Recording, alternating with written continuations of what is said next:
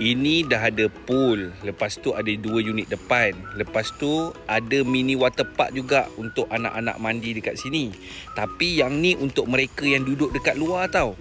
Kita ada unit villa. Kita ada 1 villa, 2 villa, 3 villa. Dan 3 villa ni ada private pool sendiri. So macam mana?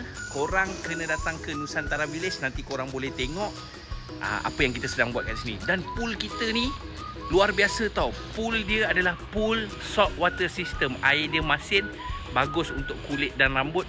Boleh berendam, nanti malam tidur lena. Tapi apa tim kita tengah buat ni? Ni yang aku nak tunjuk dekat korang. Kalau korang nak datang makan, tak nak stay kat sini, boleh datang makan. Ada Nusantara Pizza, korang boleh rasa pizza dia. Tapi dekat sini ada diorang tengah naikkan ni. Nampak tak?